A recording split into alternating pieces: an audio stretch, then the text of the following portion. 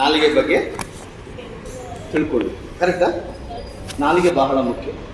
ಈ ನಾಲಿಗೆ ಚಿಕ್ಕ ಅಂಗವಾಗಿದ್ದರೂ ಕೂಡ ಬಹಳ ದೊಡ್ಡ ಕಾರ್ಯಗಳನ್ನು ಮಾಡುತ್ತೆ. ಬಹಳ ದೊಡ್ಡ, ಅದನ್ನು ವರ್ಣನೆ ಮಾಡೋದಕ್ಕೆ ಆಗೋದಿಲ್ಲ. ಇದರಲ್ಲೂ ಕೂಡ ನಾಲಿಗೆ ಕುರಿತಾಗಿ ಮತ್ತು ಜ್ಞಾನದ ಕುರಿತಾಗಿ 19ನೇ ಕೀರ್ತನೆಯಲ್ಲಿ ನಮಗೆ ಅನೇಕ ವಿಷಯಗಳನ್ನು ತಿಳಿಸ್ಕೊಡ್ತಾರೆ. ನಾವು ಹೇಗೆ ನಡೆದುಕೊಳ್ಳಬೇಕು, ಕುಟುಂಬದಲ್ಲಿ ಹೇಗೆ ನಡೆದುಕೊಳ್ಳಬೇಕು, ಸಮಾಜದಲ್ಲಿ ಹೇಗೆ ನಡೆದುಕೊಳ್ಳಬೇಕು, ಸ್ನೇಹಿತರ ಮಧ್ಯದಲ್ಲಿ ಹೇಗೆ ನಡೆದುಕೊಳ್ಳಬೇಕು ಎಂಬುದಾಗಿ ನಮ್ಗೆ ತಿಳಿಸ್ಕೊಡುತ್ತೆ. ಮೊದಲನೇ ವಚನ ಹೇಗೆ ಹೇಳುತ್ತೆ, ಕಪಟವಾಗಿ ಮಾತಾಡುವ ಮೂಢನಿಗಿಂತಲೂ ನಿರ್ದೋಷವಾಗಿ ನಡೆಯುವ ದರಿದ್ರನೇ ಶ್ರೇಷ್ಠ. ದರಿದ್ರರು ಒಂದು ಒಂದು ಬಡವರು, ಒಂದು ದೀನರು, ದರಿದ್ರರು ನೋಡಿದ್ರೆ ನಾವು ಅಸಡ್ಡೆ ಮಾಡ್ತೀವಿ. ಯಾಕೆ? ಅವರ ಹೊರನೋಟ ನೋಡಿ, ಅವರ ಹೊರನೋಟ ನೋಡಿ ನಾವು ನೋಡ್ತೀವಿ. ಆದರೆ ಕೆಲವರು ಚೆನ್ನಾಗೇ ಇರ್ತಾರೆ, ಅವ್ರ ಮೇಲ್ನೋಟಕ್ಕೆ ಹೆಂಗೆ ಕಾಡ್ತಾರೆ, ಕಪಟವಾದ ಜೀವಿತ ಜೀವಿಸ್ತಾರೆ. ಮೇಲ್ನೋಟಕ್ಕೆ ಒಳ್ಳೆ ಅಕ್ಷರ ಥರ ಕಾಣ್ತಾರೆ, ಆದರೆ ಅವರ ಒಳ ಬುದ್ಧಿ ಬಹಳ ನೀಚವಾಗಿತ್ತು.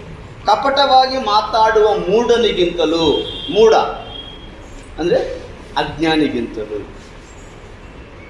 ನಿರ್ದೋಷವಾಗಿ ನಡೆಯುವ ದರಿದ್ರನೇ ಅಂದರೆ ದೀನನು.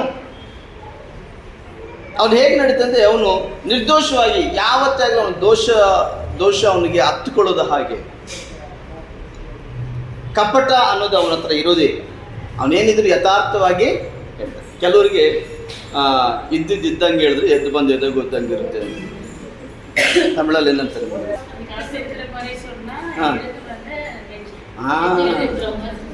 ಹೇಳೋದು ಕೆಲವು ಇಷ್ಟ ಆಗೋದಿಲ್ಲ. ಅದಕ್ಕೆ ಮಸಾಲೆ ಹಾಕಿ ಏನಾದ್ರು ಹೇಳಿದ್ರೆ ಅಪ್ಪಾ ಅವರಷ್ಟು ಒಳ್ಳೆಯವ್ರು ಯಾರು ಇಲ್ಲ. ಕೆಲವು ಹೇಳಬೇಕಾದ್ರೆ ಮಸಾಲೆ ಹಾಕಿ ಇದನ್ನ ಹಾಕಿ ಎಲ್ಲ ಹಾಕಿ ಹೇಳ್ಬಿಡ್ತಾರೆ. ಅವಾಗ ಅದು ಬಹಳವಾಗಿ ಇಷ್ಟ ಆಗುತ್ತೆ. ಏನಿತ್ತು ಅದು ಹೇಳಿದ್ರೆ ಅದಿಷ್ಟ ಆಗೋದೇ ಇಲ್ಲ, ಇಷ್ಟ ಆಗೋದೇ ಇಲ್ಲ. ಕಪಟಕ್ಕೆ ಆದಾಮನು ಹವ್ವಳನ್ನ ಸೈತಾನನು ಯುಕ್ತಿಯಿಂದ, ಕಪಟದಿಂದ ಅವನು ಕೇಳ್ತಾನೆ. ಎಷ್ಟು ಚೆನ್ನಾಗಿ ಕೇಳ್ತಾನೆ ನೋಡಿ. ಅವ್ವಾ, ದೇವ್ರು ಏನಾದರೂ ಹೇಳಿದ್ರ, ನೀವು ಹಣ್ಣು ತಿನ್ನಬಾರ್ದು ಅಂತ ಹೇಳಿದ್ರ, ಆ ಅವ್ವ ಏನು ಹೇಳ್ತಾಳೆ, ಅದು ತಿನ್ನಬಾರ್ದು ಅಂತ ಹೇಳ್ತಾಳೆ. ಮುಟ್ಲೂಬಾರ್ದು, ತಿನ್ನಲೂಬಾರ್ದು, ಒಂದು ಸೇರಿಸಿ ಹೇಳ್ತಾಳೆ. ಯಾರು? ಆ ಕಪಟಕ್ಕೆ ಇನ್ನೊಂದು ಕಪಟ ಈಕೆ ಸೇರಿಸಿ ಹೇಳುವಾಗ ಏನೂ ಆಗಲ್ಲ. ಕಪಟವಾದ ಮಾತು ಬೇಗ ಈ ಹೆಂಗಸರು ಪಾಪ ಮನೆಗಳ ಹತ್ರ ಚೀಟಿಗಳು ಹಾಕ್ಸ್ಕೊಳಕ್ಕೆ ಬರ್ತಾನೆ.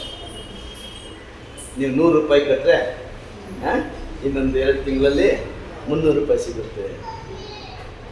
300 ರೂಪಾಯಿ ಸಿಗುತ್ತೆ.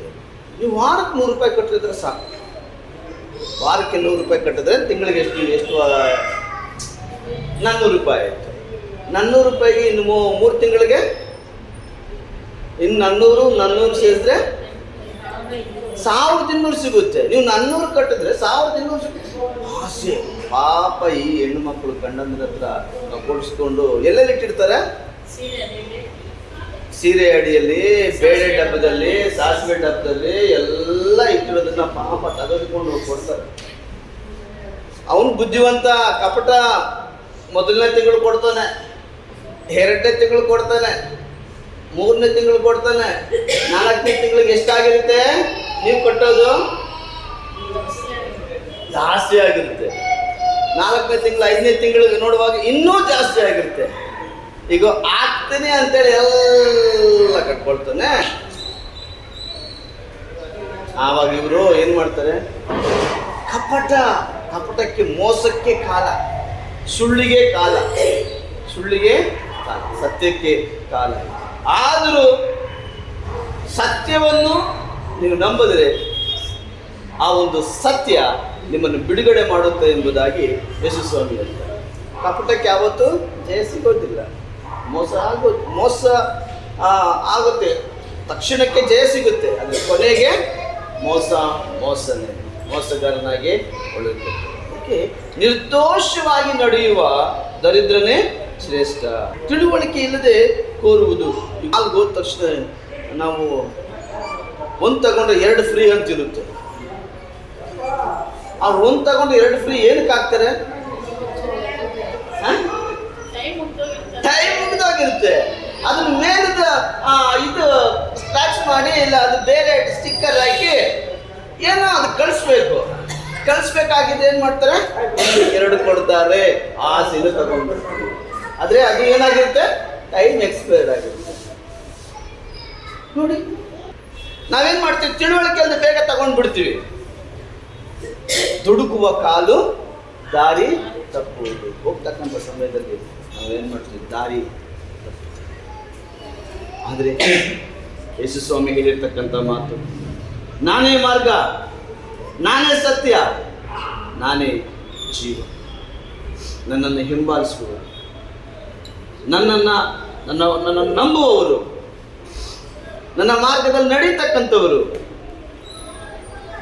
ನನ್ನ ವಾಕ್ಯಗಳನ್ನು ಭುಜಿಸ್ತಕ್ಕಂಥವರು ಯಾವಾಗಲೂ ಬದುಕುವವರಾಗಿದ್ದಾರೆ. ಹಾಗಾಗಿ ತಿಳುವಳಿಕೆ ಬೇಕು. ದೇವರ ವಾಕ್ಯದಲ್ಲಿ ನೋಡ್ತೀವಿ, ಯಾವನಿಗಾದರೂ ಜ್ಞಾನವು ಕಡಿಮೆಯಾಗಿದ್ದರೆ ನನ್ನನ್ನು ಕೇಳಿಕೊಳ್ಳಿ, ನಾನು ಅವನಿಗೆ ಹಂಗಿಸದೆ ಕೊಡ್ತಾನಂತೆ. ಹಂಗಿಸದೆ, ಯಾವ ತಡೆ ಇಲ್ಲದೆ ಕೇಳಿದ್ದನ್ನು ಕೊಡ್ತಾರೆ. ಯಾವ ತಡೆ ಇದೆ ಕೊಡ್ತಾರೆ. ಕೆಲವು ಸಮಯದಲ್ಲಿ ನಮ್ಮ ತಂದೆ ತಾಯಿಗಳು ನಾವು ಕೇಳುವಾಗ ಕೊಡ್ತಾರೆ. ಕೆಲವು ಸಮಯದಲ್ಲಿ ಅವರು ಕೂಡ ಹಿಡಿದು ಕೊಡ್ತಾರೆ. ಒಂದೇ ಸರ್ತಿ ಕೊಟ್ಬಿಟ್ರು ಏನಾಗುತ್ತೋ ಅಂತ. ನಮ್ಮ ದೇವರು ಯಾವ ಹಂಗು ತೋರದೆ, ನೀನು ಅವನು, ನೀನು ಇವನು, ನೀನು ಆಕೆ, ನೀನು ಈಕೆ ಎಂಬುದಾಗಿ ನೋಡದೆ ಅದನ್ನು ಕೇಳ್ತಕ್ಕಂಥವ್ರಿಗೆ ಕೊಡುವವನಾಗಿದ್ದಾನೆ. ಕೇಳ್ತಕ್ಕಂಥ ತಿಳುವಳಿಕೆ ಇಲ್ಲದೆ ಕೋರುವುದು ಅಯುಕ್ತ. ದುಡುಕುವ ಕಾಲು ದಾರಿ ತಪ್ಪುವುದು. ನೋಡು, ತಿಳುವಳಿಕೆ ಇಲ್ಲದೆ ಕೋರುವುದು ಅಯುಕ್ತ, ದುಡುಕುವ ಕಾಲು ದಾರಿ ತಪ್ಪುವುದು. ಯಾಕೆ ದಾರಿ ತಪ್ಪಿದ್ರೆ ನೋಡಿ, ದೇವರು ಹಿಜ್ಕೀಯನ ಜೀವಿತವನ್ನು ನೋಡುವುದಾದ್ರೆ, ಹಿಜ್ಕೀಯನ ಜೀವಿತ, ಅವನಿಗೆ ಸಾವು ಖಚಿತ, ಅವನಿಗೆ ಬಂದಿರತಕ್ಕಂಥ ಕಾಯಿಲೆ, ನೀನು ಸತ್ತೋಗ್ತೀಯ ಅಂತ ಹೇಳ್ತಾರೆ.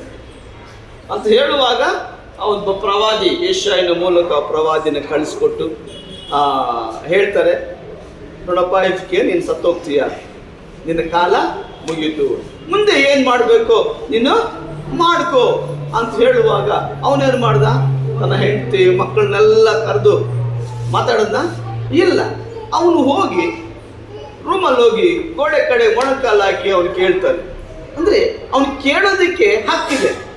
ಅವನು ತನ್ನ ಜೀವಿತ ಕಾಲದಲ್ಲಿ ದೇವರಿಗೆ ಭಯಪಡ್ತಾ ನಡೀತಾ ಇದ್ದ, ದೇವರ ವಾಕ್ಯಗಳನ್ನು ಕೇಳ್ತಾ ಇದ್ದ, ಸತ್ಯವಂತನಾಗಿ ನೀತಿವಂತನಾಗಿ ನಡೀತಾ ಇದ್ದದ್ರಿಂದ ದೇವರು ಮಾತು ಕೇಳ್ತಾನೆ. ದೇವ್ರು ನನಗೆ 15 ವರ್ಷ ಕೊಟ್ಬಿಟ್ರು, ಈ ಸಾಯ್ತಕ್ಕಂಥವ್ನು ಬದುಕಿದ್ದಾನೆ ಅಂತೇಳಿ ಶಬಾದ ರಾಣಿ ಬಂದರೆ, ಅನ್ಯ ದೇಶದ ರಾಣಿ ಬಂದರೆ, ಆ ಅಮ್ಮನಿಗೆ ಎಲ್ಲ ತಗೊಂಡೋಗಿ ತನ್ನ ಸೀಕ್ರೆಟ್ಸ್ ಏನೇನಿದೆಯೋ ಎಲ್ಲ ತೋರಿಸ್ಬಿಡ್ತಾರೆ. ತಿಳುವಳಿಕೆ ಇಲ್ಲ, ಬುದ್ಧಿ ಇಲ್ಲ. ಅವನೇನು ಮಾಡ್ತಾನೆ? ಎಲ್ಲ ತೋರಿಸ್ಬಿಡ್ತಾರೆ. ದೇವ್ರು ಕೇಳ್ತಾರೆ, ನೀನು ಯಾಕೆ ತೋರಿಸಿದ್ದು? ಏನೋ ಹಾಕ್ಯಪ್ಪ ಅಂದ, ನೀನು ಬದುಕಿದ್ದೀಯಾ, ಅದು ನೀನು ಚೆನ್ನಾಗಿ ಆಗಿದೆಯಾ, ದೇವ್ರು ನಿನ್ನ ಚೆನ್ನಾಗಿಟ್ಟಿದ್ದಾರೆ, ಅದು ನಿನ್ನ ದೇವ್ರ ಕಾರ್ಯ ನೀನು ನೋಡಿ ತಿಳ್ಕೊಳ್ಳೋದಕ್ಕಂತ ಬಂದರೆ ಇವನು ಗುಟ್ಟೆಲ್ಲ ರಟ್ಟು ಮಾಡಿಬಿಟ್ಟ, ತಿಳುವಳಿಕೆ ಇಲ್ದೆಲ್ಲ ರಟ್ಟು ಮಾಡಿಬಿಟ್ಟ. ಅದಕ್ಕಾಗಿ ಅವನ ಆಯುಷ್ಯಲ್ಲಿ 15 ವರ್ಷಗಳು ಇದ್ದಿದ್ರು, ಇನ್ನೂ ಹೆಚ್ಚಿಗೆ ಕೊಡ್ತಾ ಇದ್ದ. ಅವನು ತೋರಿಸಿದ್ರಿಂದ, ನೀನು ಅವಿಧೇಯನಾಗಿ ಈ ಸೀಕ್ರೆಟನ್ನು ಬೇರೆಯವ್ರಿಗೆ ಹೇಳಿದ್ರಿಂದ ನಿನ್ನ ಎಲ್ಲ ಏನಾಗುತ್ತೆ? ಹೊರಗಡೆ ಹೋಗ್ಬಿಡುತ್ತೆ. ಇಲ್ಲಿ ತಿಳುವಳಿಕೆ ಇದೆ ನಾವಾಗಿಲ್ಲ. ಹಾಗೆ ಒಂದು ತಿಳುವಳಿಕೆ ಬಹಳ ಮುಖ್ಯ. ತಿಳುವಳಿಕೆ, ಜ್ಞಾನ ಬಹಳ ಮುಖ್ಯ. ಹಾಗಾಗಿ ಮನುಷ್ಯನ ಮೂರ್ಖತನದಿಂದ ತನ್ನ ಗತಿಯನ್ನು ಕೆಡಿಸಿಕೊಂಡ, ತನ್ನ ಮೂರ್ಖತನದಿಂದ ತನ್ನ ದೇಶದ ಎಲ್ಲವನ್ನು ಹಾಡಿ ಯೆಹೋವನ ಮೇಲೆ ದೇವರ ಮಕ್ಕಳಷ್ಟು ಮಾತ್ರವಲ್ಲ, ಭಾಗ್ಯವಂತನಿಗೆ ಬಹುಮಂದಿ ಸ್ನೇಹಿತರು. ಬಡವನಿಗೆ ಇದ್ದ ಸ್ನೇಹಿತನು ಅಗಲುವನು ಅಂದರೆ ಬಿಟ್ಟು ಹೋಗ್ತಾನೆ. ಭಾಗ್ಯವಂತನಿಗೆ ಬಹುಮಂದಿ ಸ್ನೇಹಿತರು.